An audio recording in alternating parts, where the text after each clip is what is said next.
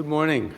Good morning. It's wonderful to be here. It's wonderful to see so many faces of friends and families who've come to celebrate. Thank you, Ramin, for that introduction. And to Ramin and our special representative for Commercial and Business Affairs, Dilawar Syed, thank you. Thank you all for what you do to support American companies and American workers around the world. I actually had the pleasure of hosting this ceremony last year, and also while I was Assistant Secretary for Economic, Energy, and Business decades ago, centuries ago. And I was delighted. I was always happy to be here. This was such a good opportunity to celebrate our companies who really live our values. So thank you all for coming.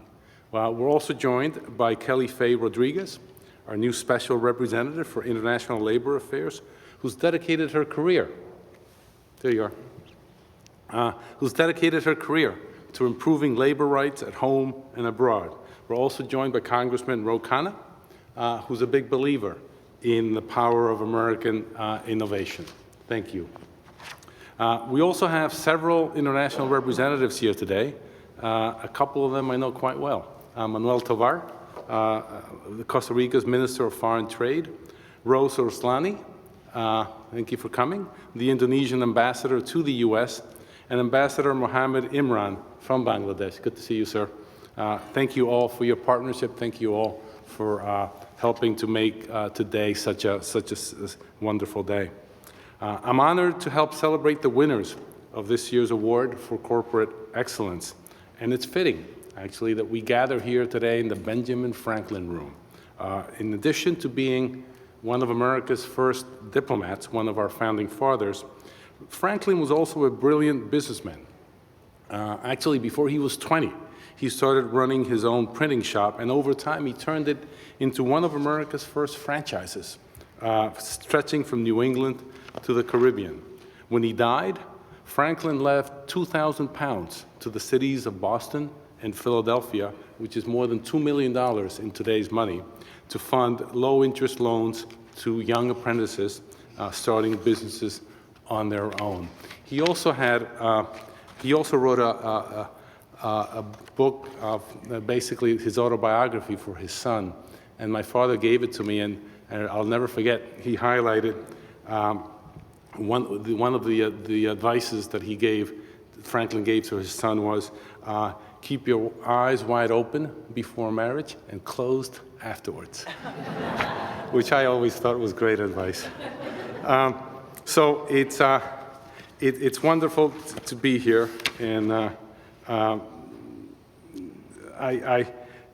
today's the U.S. businesses are a critical source of ingenuity at home and abroad around the world. At their best, they showcase America's highest standards, providing good-paying jobs, advancing workers' rights, investing in local communities, protecting natural resources, preserving our shared planet.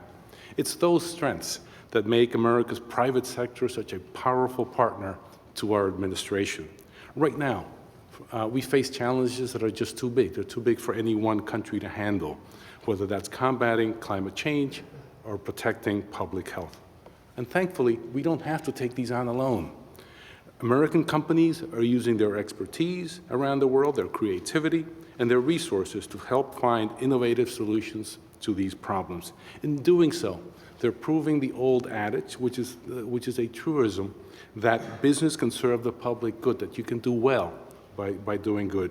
And so this year, we're celebrating 4 companies who do all of this and more. Our first award goes to a company that's addressing a challenge that's faced by countries and by communities all around the world, including here in the United States, and that's inequity. We all know that when we broaden access to economic opportunities, whether that's providing an education or ensuring equal pay for equal work, we help to unlock the full potential of our peoples and our societies. And that's what employees at Intel in Costa Rica have done, and that's what they wanted to do. They started a program for young people interested in STEM, focusing on students in the historically underserved region of Costa Rica, Limón.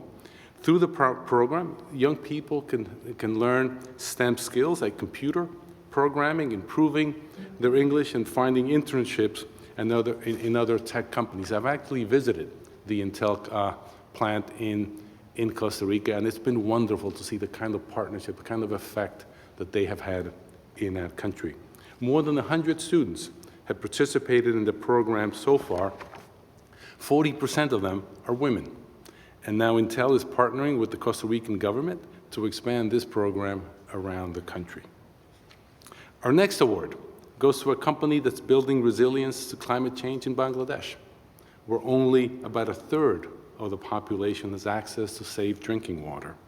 That's critical for avoiding serious waterborne illnesses like cholera and typhoid fever, and it's also vital to having a healthy population. As climate change warms our planet, droughts and rising sea levels are making clean water even scarcer, drying up some sources and contaminating other sources with seawater. So one of DrinkWell's founders developed a water purification system that's cheaper and it's more efficient, and it's easier to operate than other models. The company has also created a new delivery method, ATM-style machines that sell and dispense clean water in Bangladesh and are more accessible for people whose homes aren't connected to water pipes. For about 8 years, since 2015, DrinkWell has created hundreds of jobs for people in Bangladesh and brought almost 200 million gallons of clean water to low-income communities in Dhaka, enough drinking water for hundreds of thousands of people a year. DrinkWell is also a testament to the power of international exchanges. One of the company's founders is a Bangladeshi American whose grandfather died of a waterborne illness. So he got a Fulbright. He got a Fulbright to study the problem and potential solutions to Bangladesh. And there he met a chemical engineering professor from an American university. And together, the two of them went on to found DrinkWell. I couldn't have been more impressed when I met this young man, and I just wish I had a little bit of stock in his future. He's going to do quite well. Finally, we're awarding 2 companies for their responsible operations, and they're proving that they can do good business while also doing right by their employees and their community. The first one is Gap in India, where it's using its reach as a multinational company to improve conditions for local workers and for their communities.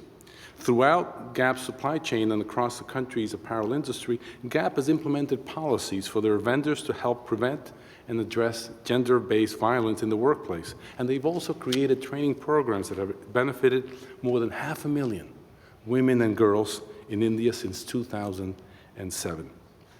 During the COVID-19 pandemic, in the last couple of years, factories in one Indian state failed to pay employees their full wages and benefits. So what did Gap do? Together with other companies, Gap joined labor representatives to help an estimated 400,000 garment workers get more than $60 million in back salaries for their uncompensated work. The last company is Enova, a company from Indonesia. It's leading the way in producing seafood that meets high standards for quality and safety, and it's doing so ethically. Unlike other seafood companies, Enova is involved throughout the process, from working with fishers in the Indo-Pacific to running its own inspection laboratories to getting fish to stores. It's how they know their products, because they can trace them literally from the time they get off the boat to the time they get to the table. It's how they know their products are safe for consumers and sustainable for the environment. As a fair trade company, Enova is also dedicated to supporting their fishers, helping them secure higher wages, expanding their access to US and Canadian markets, and training them in how to combat bribery, corruption, illegal fishing, and other activities that are bad for the environment and for their livelihood. Since 2015, the company has provided over $100,000 to fisher collectives on top of their regular wages, so fishers can work together to invest that money back into their businesses, local schools, and communities. These 4 companies that I just highlighted are more than just places of business. They're driven by more than the bottom line. They're champions of our country's highest principles and values and partners in tackling the most vexing global challenges in our time. And they're helping us make a real vision in a world that's open, free, secure, and prosperous. As I go around the world, oftentimes I am asked, why, how can you compete with state-owned enterprises that receive subsidies, that don't pay taxes, that don't even have to make a profit? Well, these 4 companies are examples of something that I talk about all the time. Give us our private sector, give us a level playing field, and I'll take my chances every single time. So with that, let me congratulate these companies. We're honoring them today. Thank you, all of you, and especially these companies, for your leadership, for your contributions, and for your congratulations. We need more of you. Thank you.